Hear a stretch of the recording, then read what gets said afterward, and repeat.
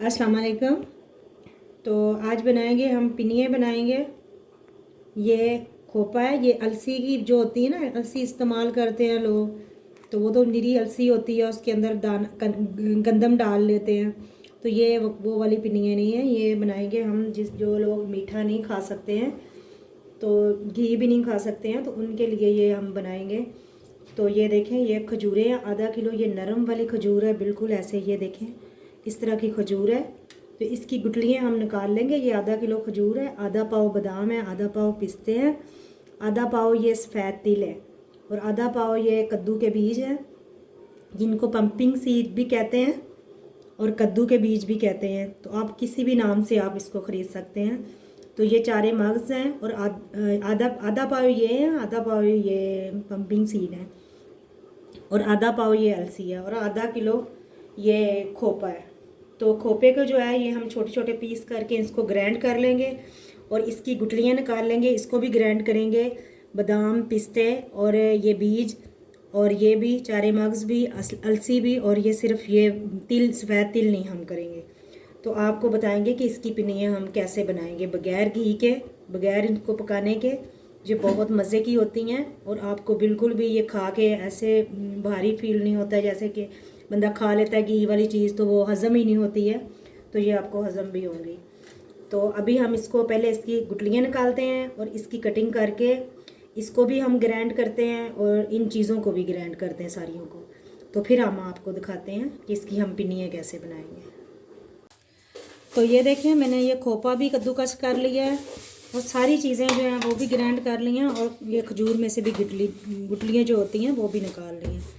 तो अब ये मैंने खोपे के अंदर ही ये खजूर को भी डाल देना है इसी तरह। और ये जो पिस्ते थे ये भी इसी के अंदर डाल देंगे, और ये अलसी है ये भी डाल देंगे, और ये मग्ज़ हैं, चारे मग्ज़ थे वो भी डाल दिए, ये बादाम है। ये सबको आपने भी ऐसे ही कर लेना है।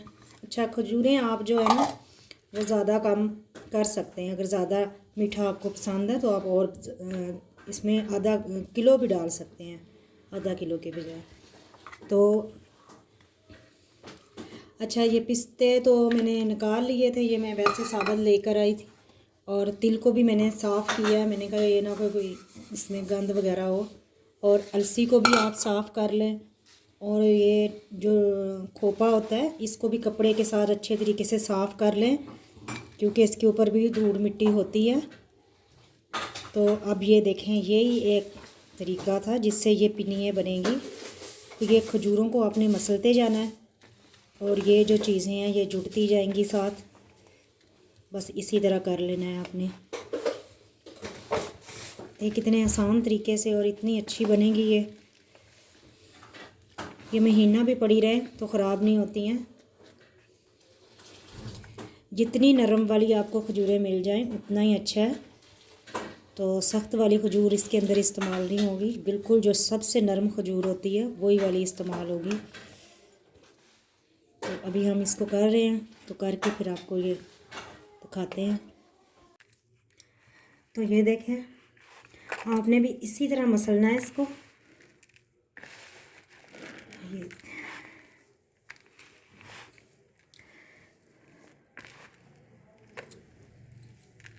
अच्छा, ये जो साबुत आपको अलसी नज़र आ रही है ना, तो ये मैंने उसमें से थोड़ी सी बचाई थी, तो वो मैंने इसके अंदर डाल दी है थोड़ी सी।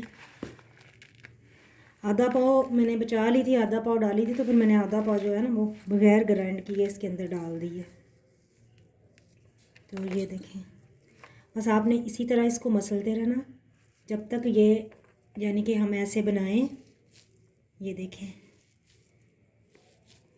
जब ये बनना शुरू हो जाए तो बस फिर बनाते जाएं और रख दें ऐसे करके।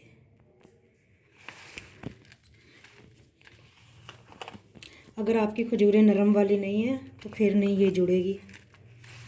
तो खजूरें आप नरम वाली देख के लें। और अगर आपकी खजूरें जैसे मैंने आधा किलो डाली है तो आपको मेहनत करनी पड़ेगी थोड़ी सी। इसको ज़्यादा देर ये ऐसे करना पड़ेगा, मसलना पड़ेगा, तो फिर जाके ये जुड़ेगी साथ।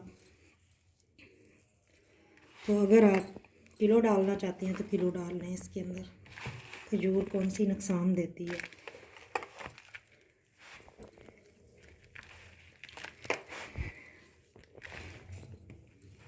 तो बस 2-3 मिनट और करते हैं, फिर हम आपको बना के दिखाते हैं।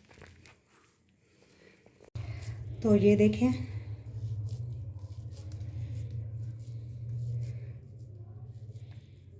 इसी तरह बना बना के हम रख लेंगे इनको सबको।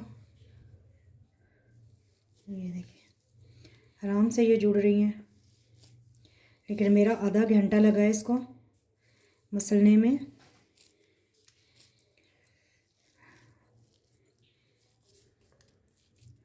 तो बस चाय के साथ सुबह को नाश्ते में आप ये खाएं एक एक,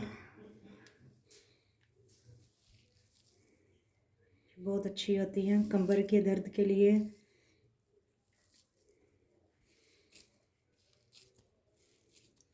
तो हम इसी तरह सारी बनाते हैं, तो फिर आपको दिखाते हैं।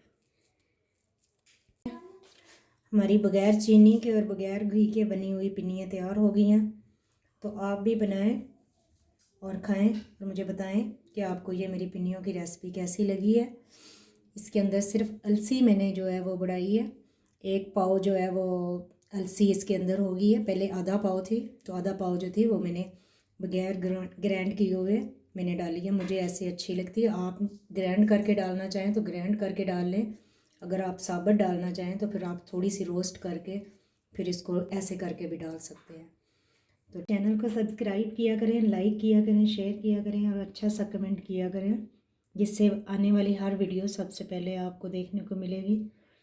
तो हम मिलते हैं अगली वीडियो में, तो उसके लिए अल्लाह हाफिज़।